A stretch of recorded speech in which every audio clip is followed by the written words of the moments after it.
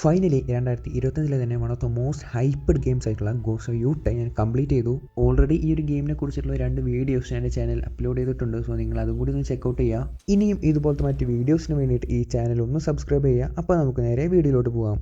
Ghost of Tsushima ഒരു must try ഗെയിമാണ്. ഏതൊരു ഗെയിമേഴ്സും കളിച്ചിരിക്കേണ്ട ഒരു ഗെയിം തന്നെയാണ് ഗോസ്റ്റ് ഓഫ് സുഷിമ. പക്ഷേ ഗോസ്റ്റ് ഓഫ് യൂട്ടയിലോട്ട് വരുമ്പോൾ എനിക്കതൊരു മസ്റ്റ് പ്ലേ ഗെയിമായിട്ട് ഫീൽ ചെയ്തിട്ടില്ല.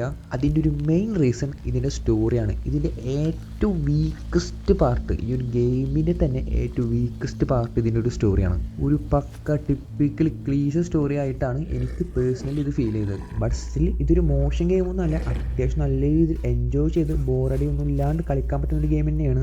ഇതിനൊരു graphics, visuals, Kombat system, game play, sound, എന്തിനു പറയണം, കൺട്രോളർ ഫീഡ്ബാക്ക് വരെ വളരെ കിഡിലനായിട്ടാണ് ഇവരെടുത്ത് വെച്ചേക്കുന്നത്. പക്ഷേ ഇവിടുത്തെ ഒരു പ്രശ്നം എന്താണെന്ന് വെച്ചാൽ പല ഗെയിംസ് നമുക്ക് കളിച്ച് കഴിയുമ്പോൾ തരുന്ന ഒരു ഫീലുണ്ട്. പ്രത്യേകിച്ച് ഇവരുടെ തൊട്ട് മുന്നത്തെ ഗോസ്റ്റ് ഓഫ് സുഷിമ, അതൊക്കെ കളിച്ച് കഴിയുമ്പോൾ നമുക്കൊരു സാറ്റിസ്ഫാക്ഷൻ കിട്ടും. ആ ഒരു എലമെൻറ്റ് ഈ ഒരു ഗെയിമിൽ മിസ്സിങ് ആയിരുന്നു. സ്റ്റിൽ ഇതെല്ലാം ഓരോരുത്തരുടെ പെർസ്പെക്റ്റീവ് വെച്ചിട്ടാണ്. ഞാനെല്ലാം ഒരു ഗെയിം മെയിനായിട്ട് നോക്കി കാണുന്നത് അതിൻ്റെ സ്റ്റോറിയാണ്. സോ നിങ്ങൾക്ക് സ്റ്റോറി അത്ര ഇമ്പോർട്ടൻസ് ഇല്ല, നിങ്ങൾക്ക് കോമ്പാറ്റും ആ ഒരു ഗെയിം പ്ലേയും ഗ്രാഫിക്സാണ് വേണ്ടതെന്നുണ്ടെങ്കിൽ തീർച്ചയായിട്ടും നിങ്ങൾക്ക് ഒരു ഗെയിം ചെക്കൗട്ട് ചെയ്യാം. അതല്ല, നിങ്ങളൊരു സ്റ്റോറി എല്ലാം എൻജോയ് ചെയ്ത് കളിക്കുന്ന ഒരാൾക്കാരാണെന്നുണ്ടെങ്കിൽ ഞാൻ ഒരിക്കലും ഈ ഒരു ഗെയിം റെക്കമെൻഡ് ചെയ്യില്ല, എസ്പെഷ്യലി അറ്റ് 5000 റുപ്പീസ്. ഇനി ഈ ഒരു ഗെയിമിൻ്റെ ഗെയിം പ്ലേയും ഗ്രാഫിക്സും വിഷ്വൽസും കോമ്പാറ്റ് എല്ലാം നോക്കുമ്പോൾ ഞാൻ ഓൾറെഡി ഇതിനെക്കുറിച്ച് 2 വീഡിയോസ് ചെയ്തിട്ടുണ്ട്. അതിൽ ഒട്ടുമിക്ക കാര്യങ്ങളെല്ലാം കവർ ചെയ്തിട്ടുണ്ട്. സോ ഞാൻ അത് വീണ്ടും ഇവിടെ റിപ്പീറ്റ് ചെയ്യുന്നില്ല. നിങ്ങൾ ആ ഒരു 2 വീഡിയോസും കൂടി ഒന്ന് ചെക്കൗട്ട് ചെയ്യാം. ഈ ഒരു ഗെയിമിൽ എനിക്ക് ഇഷ്ടപ്പെട്ട മറ്റൊരു കാര്യമാണ് നമ്മൾ കുതിരപ്പുറത്ത് പോകുമ്പോൾ ക്യാമറ അഡ്ജസ്റ്റ് ചെയ്യാൻ പറ്റുന്നത്. 3 മോഡാണ് അതിലുള്ളത്. നമ്മൾ R3 ഞെക്കിയിട്ടാണ് അത് ഓരോന്നും ചേഞ്ച് ചെയ്യാം. അതും എനിക്ക് ഇഷ്ടപ്പെട്ടു.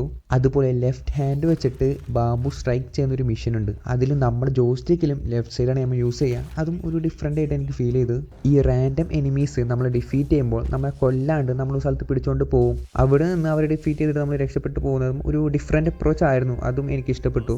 ഞാൻ നേരത്തെ പറഞ്ഞ പോലെ ഈ ഒരു ഗെയിമിലെ ഏറ്റവും വലിയ ഡ്രോബാക്ക് ഇതിൻ്റെ സ്റ്റോറി ആയിരുന്നു. ഇതിൽ പിന്നെ കുറേ സൈഡ് ക്യാരക്ടേഴ്സ് വരുന്നുണ്ട്. അവരായിട്ടുള്ള ഒരു കണക്ഷനൊന്നും ഒട്ടും എനിക്ക് വർക്കായില്ല.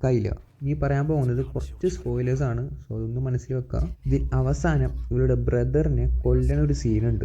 ഇതേപോലത്തെ ഒരു സീന് ഗോസ്റ്റ് ഓഫ് സുഷിമയിലുണ്ട്. ആ ഒരു ഗെയിം കളിച്ചവർക്ക് അത് മനസ്സിലാവും. പക്ഷേ ഗോസ്റ്റ് ഓഫ് സുഷിമയിൽ ആ ഒരു ആളെ കൊന്നപ്പോൾ നമുക്കതൊന്ന് ഫീൽ ചെയ്ത്, അല്ലെങ്കിൽ നമുക്കും ആ ഒരു സഹതാപം അല്ലെങ്കിൽ ഇമോഷണൽ അറ്റാച്ച്മെൻറ്റ് തോന്നി. ഗോസ്റ്റ് ഓഫ് യൂട്ടയിലോട്ട് വരുമ്പോൾ എനിക്കതൊന്നും തോന്നിയിട്ടില്ല. ഞാൻ എന്തിനോ വന്നു, എന്തിനോ മരിച്ചു, അങ്ങനെയാണ് എനിക്ക് ഫീൽ ചെയ്തത്. At the end of the day ഈ ഒരു ഗെയിം കളിച്ച് കഴിഞ്ഞപ്പോൾ എനിക്കൊരു സാറ്റിസ്ഫാക്ഷൻ കിട്ടിയിട്ടില്ല. എല്ലാവർക്കും അങ്ങനെ ആവണമെന്നില്ല. ചിലർക്ക് ഇഷ്ടപ്പെട്ടവരുണ്ട്. എനിക്കറിയാവുന്ന പല ആൾക്കാർക്കും ഇത് നല്ല രീതിയിൽ വർക്കായവരുണ്ട്, എന്നാൽ ഇഷ്ടപ്പെടാത്തവരും ഉണ്ട്. സോ നിങ്ങൾ ആരെങ്കിലും ഒരു ഗെയിം കളിച്ചവരാണെന്നുണ്ടെങ്കിൽ നിങ്ങളുടെ അഭിപ്രായം കൂടെ ഒന്ന് താഴെ കമൻറ്റ് ചെയ്യാം. എനിക്കറിയാം ഞാൻ ഈ വീഡിയോയിൽ ഒട്ടുമിക്കവും ഉൾപ്പെടുത്തിയിരിക്കുന്നത് ഈ ഒരു ഗെയിമിൻ്റെ സ്റ്റോറിനെ കുറിച്ചിട്ടാണ്. അതിന് മേറിച്ച് ഞാൻ പറഞ്ഞ പോലെ മുന്നത്തെ വീഡിയോസെല്ലാം ഞാൻ സ്റ്റോറി മാത്രമാണ് ഒന്ന് മിസ് ഔട്ട് ചെയ്തത്, കാരണം അത് കംപ്ലീറ്റ് ചെയ്യാത്തതുകൊണ്ട്. ബാക്കിയെല്ലാം ഞാൻ അതിലെല്ലാം കവർ ചെയ്തിട്ടുണ്ട്. ഇനിയും ഇതിൽ ഞാൻ എന്തെങ്കിലും വിട്ടു പോയിട്ടുണ്ട് എന്നുണ്ടെങ്കിൽ അതും കൂടി ഒന്ന് താഴെ കമൻറ്റ് ചെയ്യാം. ഇനി വരുന്ന ഡിസംബർ 11 ഗെയിം അവാർഡ് വരുന്നത്. സോ അതിനെക്കുറിച്ച് എന്തായാലും നമ്മളൊരു വീഡിയോ ചെയ്യും. നോമിനേഷൻസ് എല്ലാം വന്നിട്ടുണ്ട്. എന്തെങ്കിലും അവാർഡ് കൊടുത്തതിന് ശേഷം നമുക്ക് അതിനെക്കുറിച്ചൊരു വീഡിയോ ചെയ്യാം. അപ്പോൾ ഈ ഒരു വീഡിയോ ഇവിടെ അവസാനിക്കുകയാണ്. ഇനി ഞാൻ പറയുന്നത് തെറ്റുകുറ്റങ്ങൾ ഉണ്ടെന്നുണ്ടെങ്കിൽ താഴ്ന്ന് കമൻറ്റ് ചെയ്യുക. അതുപോലെ നിങ്ങളൊരു ഗെയിം കളിച്ചവരാണെന്നുണ്ടെങ്കിൽ നിങ്ങളുടെ ഒരു എക്സ്പീരിയൻസ് കൂടി ഒന്ന് ഷെയർ ചെയ്യുക. അപ്പോൾ ഓക്കെ, ബൈ.